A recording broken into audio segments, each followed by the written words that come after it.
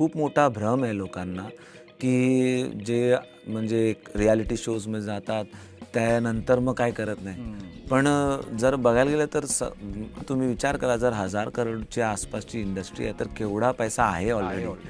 पण ते लोकांसमोर नाही आहे, ते ते पेपरात नाही आहे, न्यूजमध्ये नाही आहे. पण लोकांना कलाकार लागतातच लागतात. कलाकार हा लाईव्ह शोसाठीच लाईव्ह म्युझिकसाठीच बनलेला आहे. त्यामुळे एक एक आहेत जे प्लेबॅक सिंगर्स कॅटेगरी आहे, ते सिंगिंग करायचे, प्लेबॅक सॉंग्स करायचे आणि मग शोज करायचे. पण ह्याचा बेसिक जो चीज आहे ती ही आहे की पॉप्युलर माणूस पाहिजे तुम्हाला इव्हेंटसाठी, जो क्राऊडला तुमच्याकडे अट्रॅक्ट करेल, तुम्हाला तिकीट सेल करेल. त्यामुळे लाईव्ह शोचं जे कल्चर आहे ते ॲक्च्युली खूप फायदेमंद झालं आणि खूप फायद्याचं राहिलं. वामन हरी पेठे ज्वेलर्स प्रस्तुत कॅचअप विथ अभिजित सावंत.